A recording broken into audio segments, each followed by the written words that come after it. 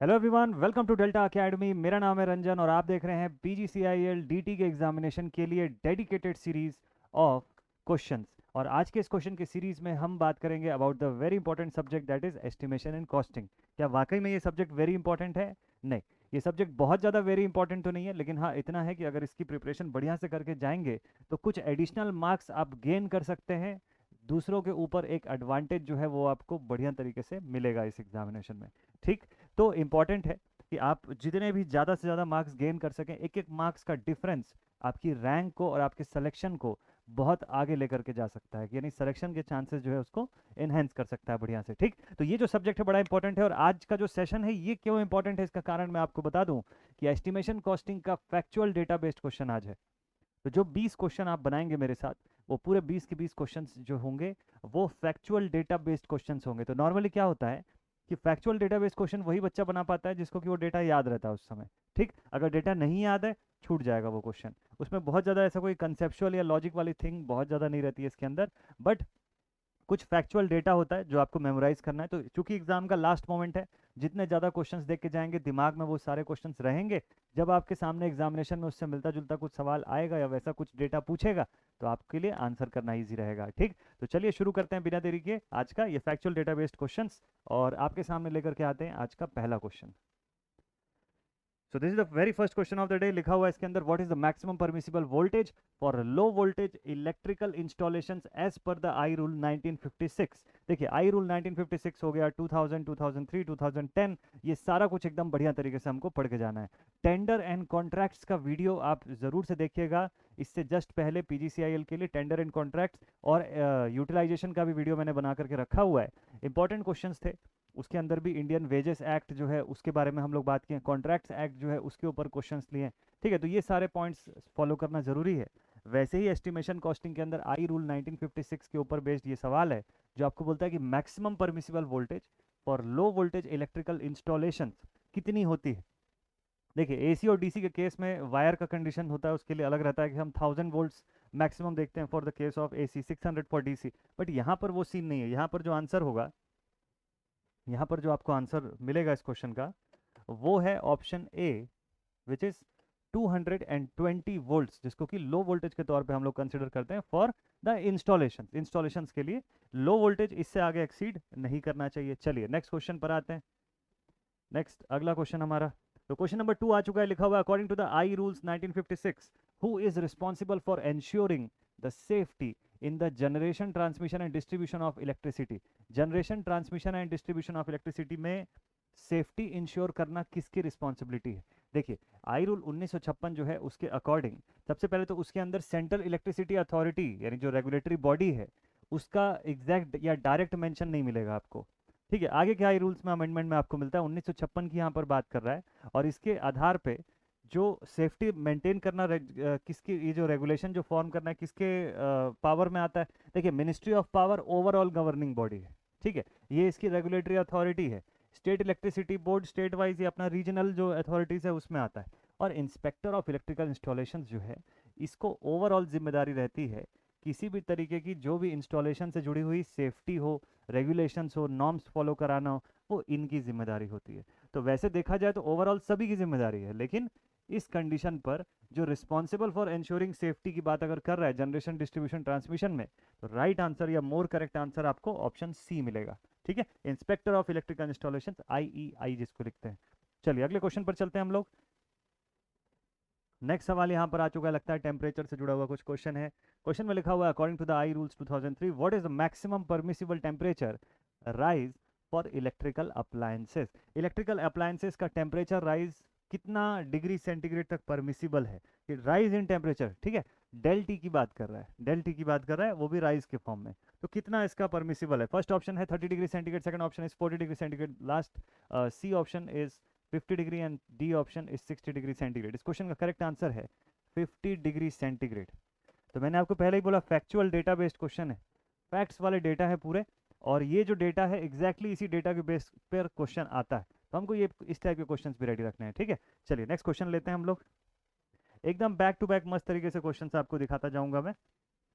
Data important data आप note करके रख लीजिएगा इनके। लिखा हुआ है क्वेश्चन नंबर 4 में, according to the BIS standards for illumination what is recommended minimum illuminance for general office spaces.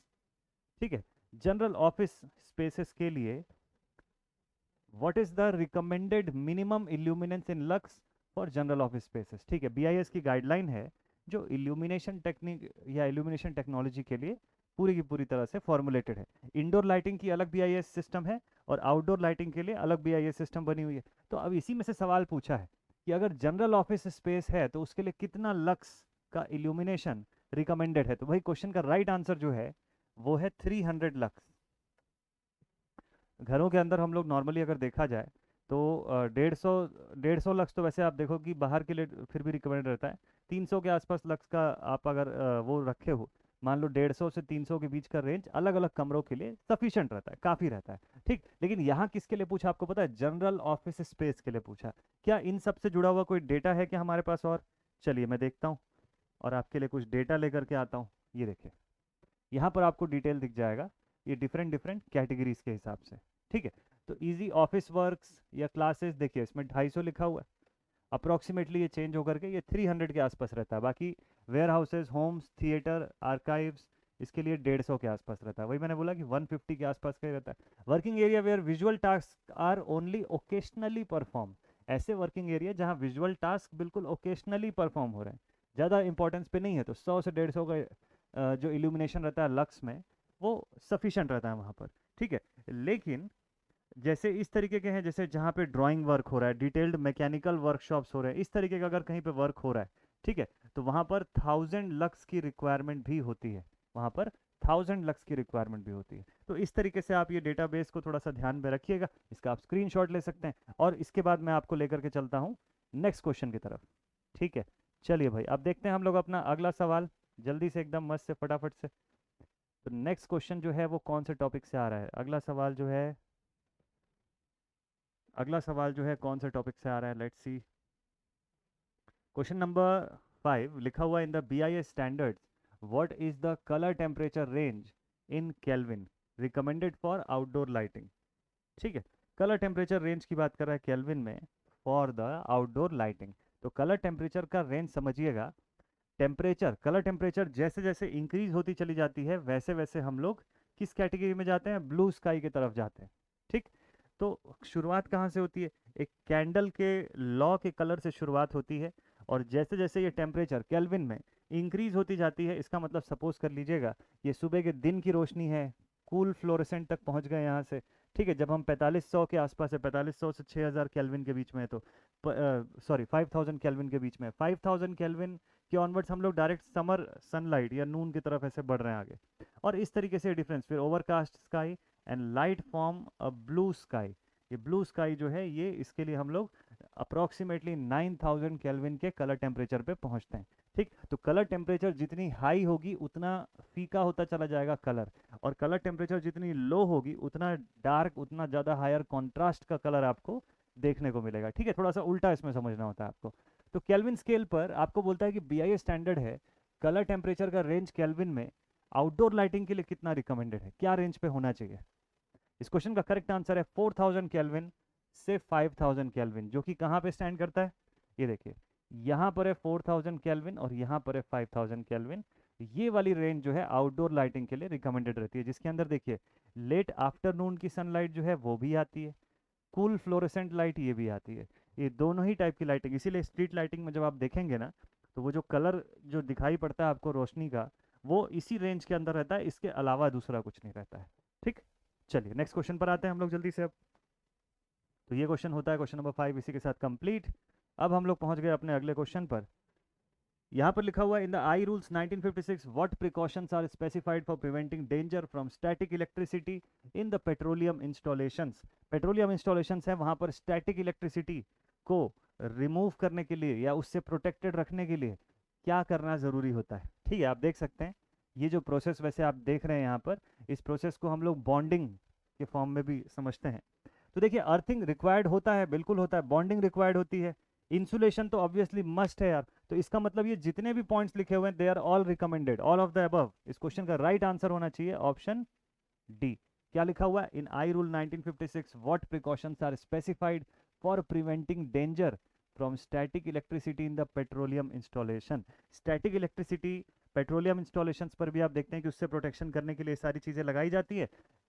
Airports पर भी अगर आप देखेंगे तो एरोप्लेन्स जहाँ पर आकर के रुकते हैं वहाँ पर भी उनके भी विंग्स से या उनकी भी बॉडी पर स्टैटिक चार्जेस जो है वो जमा हो जाते हैं। तो उसको डिस्चार्ज करने के लिए क्या करते हैं, एक सेगमेंट होता है जिससे कनेक्ट करके उनको उनकी वायर को ग्राउंड से जोड़ दिया जाता है। तो आप देखेंगे कई जगह पे एयरपोर्ट पे भी इस तरीके से ऐसे राउंड सेक्शन रहता है और उसके बीच में एक पॉइंट रहता है। इसी पॉइंट से एक वायर जो है वो एरोप्लेन से ऐसे जुड़ा हुआ रहता है ना। इस तरीके से ऐसे अगर एरोप्लेन रखा हुआ है, मतलब एयरपोर्ट पर जब आके रनवे पे अपना जब रुका हुआ रहता है तो उससे इस तरीके का वायर जो है ऐसे जुड़ा हुआ दिखेगा आपको। जो ग्राउंड स्टाफ रहता है वो उससे एक वायर निकालता है और यहाँ लाके जोड़ देता है इसको। तो ये भी उसी चीज़ के लिए रहता है, उसी पर्टिकुलर कंडीशन के लिए रहता है। तो ऐसे डिवाइसेस में, ऐसे मशीनों में ये इस तरीके से स्टैटिक इलेक्ट्रिसिटी को ग्राउंड तक भेजना जरूरी होता है, अदरवाइज इससे बहुत बड़ा मिसहैप भी हो सकता है। चलिए नेक्स्ट अगले क्वेश्चन पर आते हैं। तो क्वेश्चन नंबर 7 आगे लिखा हुआ, according to the BIS standards, according to the BIS standards for residential lighting, indoor की लाइटिंग की बात कर रहा है। What is the recommended colour rendering index for the bedrooms. पहले तो CRI क्या होता है आपको मैं शॉर्ट में बता दूं।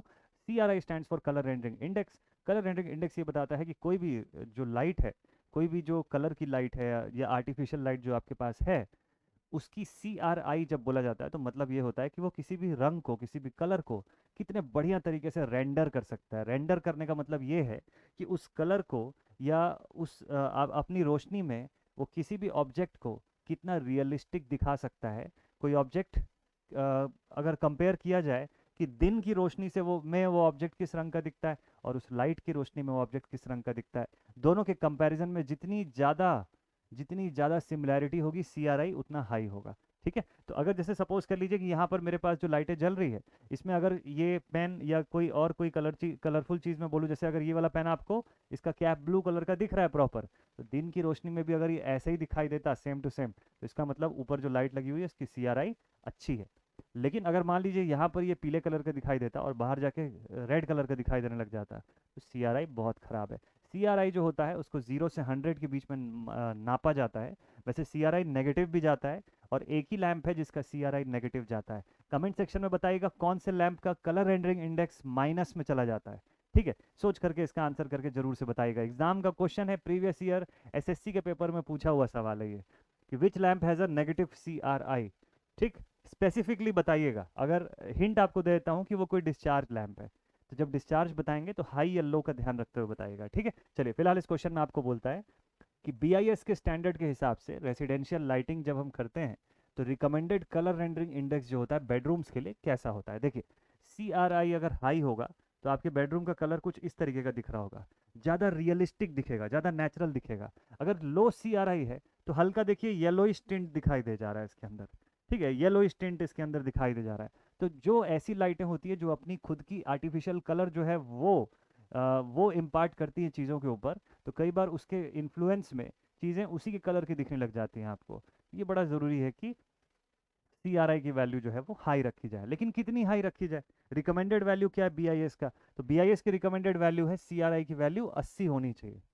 तो मतलब गुड CRI होना चाहिए। रूम के अंदर आपको ज़्यादा CRI की रिक्वायरमेंट होती है as compare to the road, तो स्ट्रीट पर जो लाइट लगी हुई है उसकी CRI ख़राब रहती है, बहुत ज़्यादा अच्छी CRI नहीं रिक्वायर्ड रहती है। लेकिन घर के अंदर जो रोशनी आप करोगे या घर के अंदर जो लाइटिंग सिस्टम आप इंस्टॉल करते हैं उसकी CRI की वैल्यू हमेशा एवरेज से भी ऊपर होनी चाहिए, मतलब गुड कंडीशन पे होनी चाहिए। ठीक है, तो 80 के ऊपर का CRI बहुत अच्छा रिकमेंडेड माना जाता है।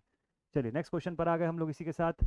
कोल माइंस जैसा कुछ दिखाई दे रहा है यहाँ पर, तो लिखा हुआ in the I rules 1956 what precautions are recommended for electrical installations in the coal mines to prevent the risk of methane ignition. Coal mines के अंदर मिथेन गैस जो है उसकी अवेलेबिलिटी होती है और इस वजह से आप देखेंगे, अगर इसको पढ़ेंगे आई रूल्स के अंदर भी, तो वहाँ पर प्रॉपर गाइडलाइन है कि हायर वोल्टेज का रेंज भी लिमिटेड कर दिया जाता है अगर कोल फील्ड्स हैं या ऑयल फील्ड्स हैं वहाँ पर, तो ठीक है, ताकि उस पर इग्निशन का जो खतरा है वो कम हो जाए। तो अब इसके लिए क्या प्रोविजंस, क्या प्रिकॉशंस जो है वो रखे जाने चाहिए। इंट्रिंसिकली सेफ इक्विपमेंट्स, बिल्कुल सही है, राइट है। आप देखिएगा उसके अंदर जो ट्रॉलीज भी इस्तेमाल करते हैं वो भी DC बैटरी बेस्ड जो ट्रॉलीज होती हैं उसका इस्तेमाल करते हैं। ठीक है, main AC supply based trolley नहीं यूज़ करते हैं इनको कैरी करने के लिए। दूसरा, इंक्रीज्ड वेंटिलेशन, जितना ज़्यादा वेंटिलेशन होगा मीथेन का बाहर निकलना उतना ईजी हो जाएगा, तो उसके जलने का खतरा कम होगा। पीरियोडिक इंस्पेक्शन, ये तो हर जगह ज़रूरी होता है, तो मतलब ऑल ऑफ द अबव इस क्वेश्चन का राइट आंसर है। ठीक है, बिना किसी डाउट के सारे के सारे ऑप्शंस करेक्ट हैं। चलिए नेक्स्ट क्वेश्चन लेते हैं अब हम लोग इसके बाद। अगला सवाल क्वेश्चन नंबर 9 आ चुका है। क्वेश्चन नंबर 9 देखते हैं तुरंत। लिखा हुआ according to the I rules 2003 what is the maximum permissible temperature rise for the lighting switches. Lighting switches के लिए कितना ज़्यादा टेम्परेचर राइज परमिसिबल है आई रूल्स के आधार पे। 40 डिग्री सेंटीग्रेड जो होगा वही इसका राइट आंसर होगा। अगर ये बी ऑप्शन पे है तो बी ऑप्शन ही इसका करेक्ट है। एकदम फिक्स डेटा, इसको याद रखिएगा आप बढ़िया से कि आई रूल्स 2003 के हिसाब से मैक्सिमम परमिसिबल टेम्परेचर राइज अगर बोल दिया कि लाइटिंग स्विच है तो टेम्परेचर राइज 40 डिग्री सेंटीग्रेड तक जा सकता है। अदर इक्विपमेंट्स है, इंस्टॉलेशन है, तो 50 डिग्री सेंटीग्रेड मैक्सिमम है, उससे ऊपर नहीं जाना चाहिए डेटा। ठीक है, चलिए नेक्स्ट क्वेश्चन पर आते हैं हम लोग अब। तो अगला सवाल estimation and costing, question number 10 पे हम लोग पहुंच गए एकदम जल्दी से मस्त से। लिखा हुआ according to the BIS standards for the road lighting what is recommended mounting height in metres. अभी माउंटिंग हाइट की बात कर रहा है, इस हाइट की बात कर रहा है आपको। ठीक है, कि ये जो स्ट्रीट लाइट जो हम लगाए हैं वो ज़मीन से ऐसे कितनी हाइट पर होना चाहिए फॉर द ल्यूमिनरीज। और रोड का कैटेगरी ध्यान रखिएगा, अर्बन रोड आपको बोला। अगर अर्बन रोड बोलता है तो हायर साइड पे 8 मीटर इसकी डेटा होती है। इससे छोटा अगर बोला अर्बन की जगह पे, अगर सपोज कर लो कि आपको सब अर्बन कंडीशन बोलता है तो 6 मीटर्स तक रिकमेंडेड रहता है। फिलहाल यहाँ पे 8 metre should be the right answer. 8 to 10 हम लोग बोलते हैं, बट ऑन एन एवरेज अगर देखा जाए तो रिकमेंडेड बीआईएस के स्टैंडर्ड के हिसाब से रिकमेंडेड जो होता है वो 8 होता है अर्बन के लिए। ठीक है, 8 होता है अर्बन के लिए। तो अर्बन सिस्टम में स्ट्रीट लाइट की ऊंचाई जमीन से कितनी ज़्यादा होनी चाहिए, 8 मीटर की हाइट पर ल्यूमिनरीज का प्लेसमेंट आप कर सकते हो वहाँ पर। ठीक है, सब अर्बन के लिए अलग रहता है और उसके बाद फिर बाकी कैटेगरीज के लिए डिफरेंट रहता है, रूरल एरियाज के लिए और लेस हो जाता है। ठीक है भाई, नेक्स्ट अगला क्वेश्चन, क्वेश्चन नंबर 11 लिखा हुआ है according to the BIS standards what is the recommended maintenance factor for general lighting in industrial areas. General lighting है इंडस्ट्रियल एरियाज की। ठीक है, इंडस्ट्रियल एरियाज की जनरल लाइटिंग। सारे ऑप्शंस आ गए क्या? चलिए अब देखते हैं इसको राइट आंसर क्या है। तो आपको क्या पूछा है, मेंटेनेंस फैक्टर पूछा है ना किसका, general lighting in industrial area. अच्छा, एक चीज का आंसर बताइएगा कि मेंटेनेंस फैक्टर जितना हाई होगा वो अच्छा है कि जितना लो होगा वो अच्छा है। ये जानने वाली बात है, बहुत इंपॉर्टेंट है। ठीक, तो general lighting for industrial areas के लिए इस क्वेश्चन का जो राइट आंसर है दैट इज 0.9। क्या मेंटेनेंस फैक्टर 1 से बड़ा हो सकता है? क्या मेंटेनेंस फैक्टर 1 से बड़ा हो सकता है? देखिए, अगर 1 से बड़ा हो गया ना तो इसका मतलब ये है कि जब आप किसी ल्यूमिनरी को खरीद के लेकर के आए थे तब वो जितनी ल्यूमेन दे रहा था उसकी साफ सफाई करने के बाद उससे ज़्यादा ल्यूमेन आउटपुट देने लग गया। जो ये बात ही गलत है सीधे सीधे। ऐसा कैसे पॉसिबल हो सकता है? एक नया बल्ब आप खरीद के लेके आते हैं, वो जितनी लाइट लाइट आउटपुट देता है, 10 दिन बाद आप पता चला एक अच्छे सुंदर से कपड़े से उसको साफ किए, उसके बाद आप ज़्यादा लाइट देने लग गया आपका बल्ब। अगर ऐसा होगा तो वो कपड़ा जो होगा वो बड़ा कीमती होगा फिर तो उस कंडीशन में। ऐसा नहीं हो सकता है, उसी केस में 1 से ज़्यादा बड़ी वैल्यू हो सकती है। ठीक है, कि the light output when everything is new and clean with respect to the present condition के फॉर्म में, तो इस हिसाब से डेटा आपका 1 को क्रॉस नहीं कर जाता।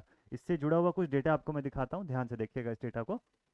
तो रेफरेंस मेंटेनेंस फैक्टर देखिए, अगर 0.80 के आसपास है तो एप्लीकेशन का एग्जांपल जैसे वेरी क्लीन रूम है या system with the short duration of use है, तो उस कंडीशन में मेंटेनेंस फैक्टर आपका 0.8 तक 8 जाता है। उससे नीचे का मेंटेनेंस फैक्टर यानी 0.67 के आसपास क्लीन रूम है, 3 ईयर्स का मेंटेनेंस साइकिल है अप्रोक्सीमेटली, तो थोड़ा सा रिड्यूस्ड रहता है। 0.57 के आसपास है तो इंडोर एंड आउटडोर लाइटिंग हो सकती है, नॉर्मल सॉइलिंग हो रही है उसके ऊपर, नॉर्मल डस्ट धूल वगैरह जमा हो रहा है और 3 ईयर्स का मेंटेनेंस साइकिल है। लेकिन अगर 0.5 पहुंच गया या उससे भी नीचे चला गया तो इतना मान लीजिए कि आउटडोर या इंडोर लाइटिंग जो भी है सीवियर सॉइलिंग हो रखा है उसके ऊपर, बहुत ज़्यादा सॉइलिंग हो रखा है। अगर मेंटेनेंस फैक्टर की वैल्यू रिड्यूस हो गई तो सॉइलिंग की ये जो है इसकी डेटा जो है ये काफ़ी हाई हो जाएगी उस कंडीशन पे। ठीक है, चलिए नेक्स्ट क्वेश्चन पर आते हैं हम लोग इसी के साथ। अगला सवाल क्वेश्चन नंबर 12 लिखा हुआ है which set of rules specifically emphasises the need for periodic safety audits. अच्छा, पीरियोडिक सेफ्टी ऑडिट जो है वो किसी एक आई रूल में एकदम स्पेसिफिकली मेंशनड है। मेंशन तो 1956 वाले में भी है बट एक में एकदम स्पेसिफिकली मेंशनड है और उसको लेके पूरा का पूरा सिस्टम बताया गया, उससे फिर एनर्जी ऑडिट का पूरा प्रोसेस जो है वो भी क्रिएट किया गया है। ठीक है, तो कौन सा रूल जो है स्पेसिफिकली एम्फेसाइज करता है the need for periodic safety audits of electrical installation? इस क्वेश्चन का राइट आंसर क्या है? इस क्वेश्चन का राइट आंसर है option C, IE rules 2000। IE rules 2000। अगर आप ये सेशन देख रहे हैं तो मैं आपको आई रूल 1956 और 2003 का पीडीएफ जो है वो ग्रुप में भेज दूंगा। अगर आप टेलीग्राम ग्रुप और व्हाट्सएप ग्रुप में जुड़े हुए हैं तो दोनों में ही मैं सेंड कर दूंगा आपको, ठीक है। तो इसको आप रेफर कर सकते हैं क्योंकि यही मेन डेटा है, ठीक है। ये जो इनकी बेसिक पीडीएफ है ना, वही मेन डेटा है। जो क्वेश्चन बनेगा उसी के अंदर से बनेगा, उससे बाहर नहीं होता है कोई भी क्वेश्चन। थोड़ा लेंदी होता है उसको पढ़ना, बट एक बार आप पढ़ लिए तो सवाल तो उसी के अंदर से बनने हैं। चलिए नेक्स्ट अगले क्वेश्चन पर आ गए हम लोग। So now this is our question number 13th question पे हम लोग आ चुके हैं। आपको दिख रहा होगा यहाँ पर एक टावर जो है, एक पोल जो है वो लगा हुआ है। इस पर ट्रांसमिशन का, इसमें जो वायर्स हैं वो गुजर रही है यहाँ से, और इसके बगल में यहाँ बिल्डिंग है, ठीक है।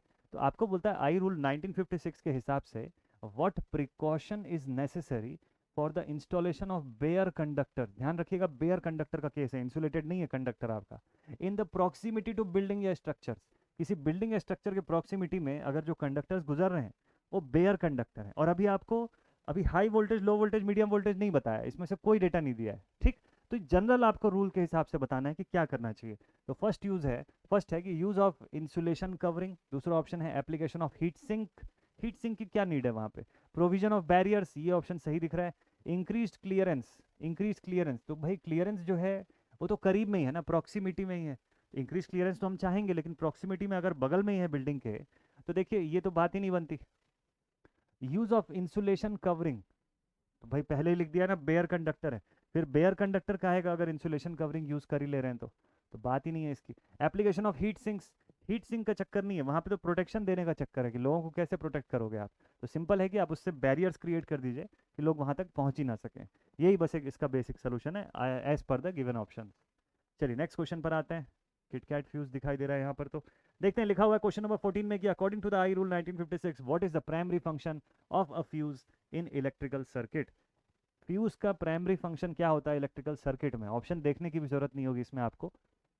इसका एक ही काम होता है कि ओवर करंट से प्रोटेक्शन प्रोवाइड करना। देखिए पावर फैक्टर करेक्शन नहीं कर सकता, रॉन्ग थिंग है ये। अर्थिंग को एनहेंस करने, भाई अर्थिंग का फ्यूज से कोई रिश्ता नाता नहीं है, ठीक है। आई रूल में 1956 में रिकमेंडेड भी है कि अर्थिंग केस के साथ कभी फ्यूज मत लगा दीजिएगा। लेकिन हाँ, उसके लिए भी एक प्रोविजन है कि कहाँ पर आप यूज़ कर सकते हैं आइसोलेटर्स का, कहाँ पर आइसोलेटर का यूज़ कर सकते हैं, that is a separate thing. Voltage regulation का इससे कोई लेना देना नहीं है, केवल ओवर करंट प्रोटेक्शन, ठीक है। रॉन्ग ऑप्शन से भी अगर आप जज करें तो आपको इसका डिटेल मिल जाता है। चलिए नेक्स्ट क्वेश्चन पर आते हैं हम लोग अब इसके बाद।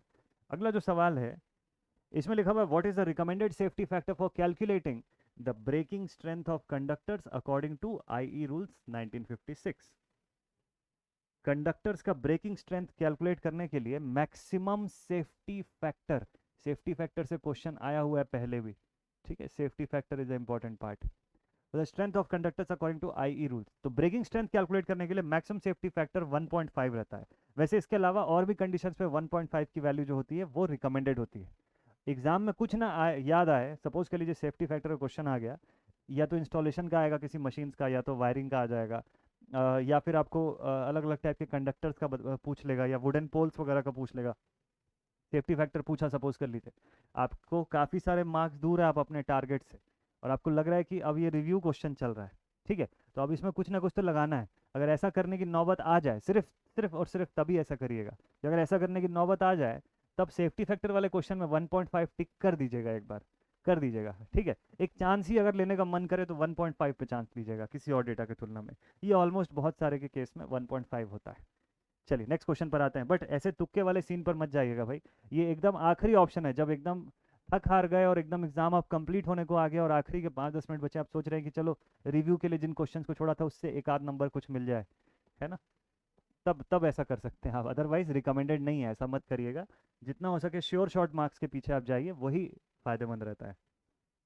ठीक है भाई, नेक्स्ट क्वेश्चन आ गया। लिखा हुआ according to the I rules 1956 what is the minimum horizontal clearance required between the two parallel conductors. Minimum horizontal clearance required between the two parallel conductors at different voltages. दोनों के बीच का ऐसा horizontal clearance की बात कर रहा है, ठीक है। दोनों अलग अलग वोल्टेज पे हैं, और आपको ये नहीं बताया, हाई लो का सीन नहीं बताया। आई रूल्स के अंदर एक केस देखते हैं, एक टेबल देखते हैं जिसमें कि अलग अलग ऐसी रेंज दी हुई है, ठीक है, इस तरीके की।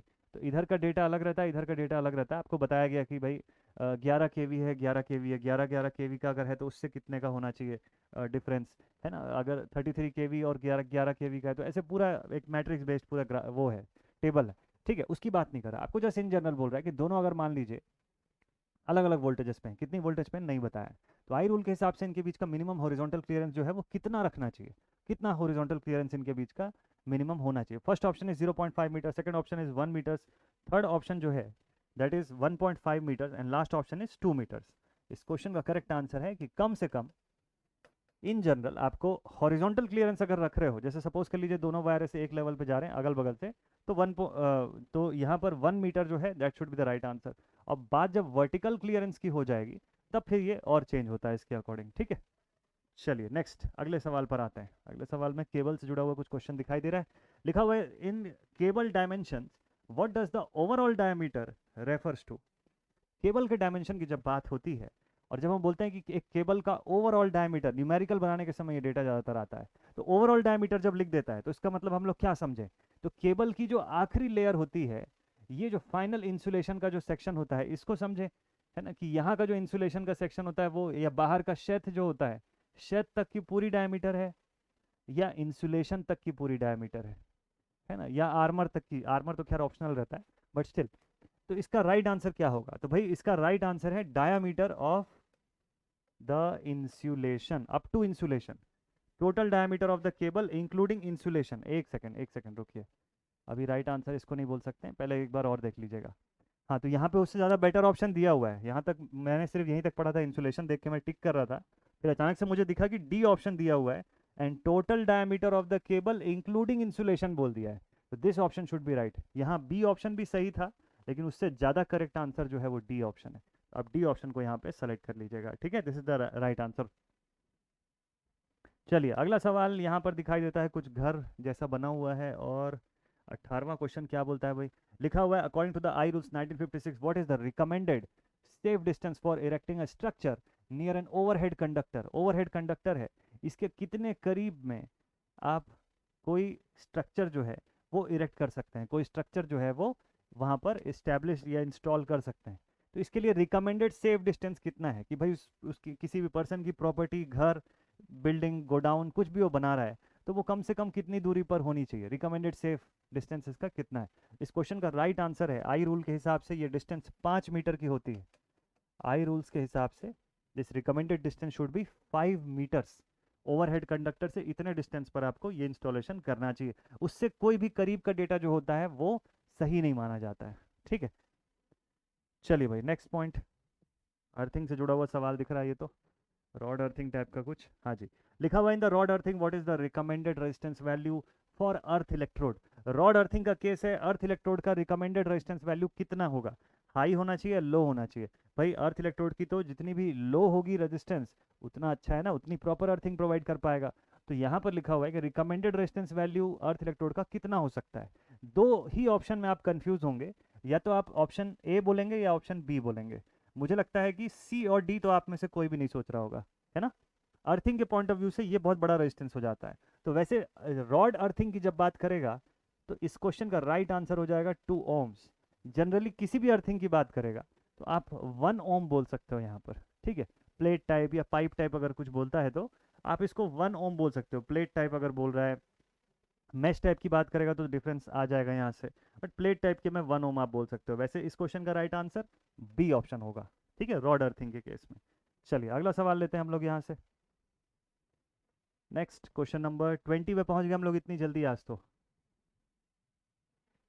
तो ये 20th क्वेश्चन लिखा हुआ है यहाँ पर according to the I rule 1956 what is the recommended maximum value for the resistance of combined earth electrode system in consumer premises. ध्यान रखिएगा, आपको कंबाइंड अर्थ इलेक्ट्रोड सिस्टम बोला है इन द कंज्यूमर प्रीमाइसेस।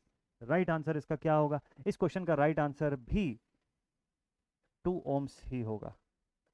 इस क्वेश्चन का right answer भी 2 ohms ही रहेगा। Consumer premises पे कंबाइंड अर्थिंग इलेक्ट्रोड सिस्टम है तो उसका जो recommended maximum value of resistance जो है वो 2 ओम से बड़ा नहीं होना चाहिए, ठीक। So this was all about the I rules आज का सेशन, इसीलिए मैंने शॉर्ट रखने की कोशिश की एज मच एज पॉसिबल। तो आप मस्त तरीके से देखिए ये पूरा का पूरा वीडियो, और इसके साथ साथ मैंने आपको असाइनमेंट क्वेश्चन पूछा हुआ है कि कौन सा लैम्प जो है उसकी CRI नेगेटिव होती है, ठीक है। नेगेटिव यानी कि माइनस कलर रेंडरिंग इंडेक्स जो होती है कौन से लैम्प के केस में आती है, कमेंट सेक्शन में जल्दी से बताइएगा। और ऐसे ही नेक्स्ट वीडियो आपके लिए PGCIL एग्जामिनेशन के लिए डेडिकेटेड कल की क्लास में आपको देखने को मिलेगा। बढ़िया से प्रिपरेशन आप लोग करते रहिए, बिना अपना ध्यान भटकाए या बिना डीमोटिवेट हुए आप फाइनल जो आपका एग्जामिनेशन है वो बहुत करीब आ गया है, और इस समय ऐसे फैक्चुअल डेटा बेस्ड क्वेश्चंस हो या एडिशनल चीज़ें हो या रिवीजन का पार्ट हो, एकदम मज़ेदार होना चाहिए, एकदम सॉलिड होना चाहिए आपका, ठीक है। रिवीजन पे ज़्यादा से ज़्यादा अभी फोकस करिएगा, अभी न्यू थिंग बहुत ज़्यादा सीखने मत जाइए, जितना आपने पढ़ लिया काफ़ी है, बस उसको इतना अच्छा रिवाइज कर लीजिए कि उतना जो पढ़ा हुआ है उसमें से कुछ ना छूटे आपसे। मिलते हैं आप सभी से नेक्स्ट वीडियो में। Take care all my dear students and thank you so much for attending the session today. Thank you, जय हिंद।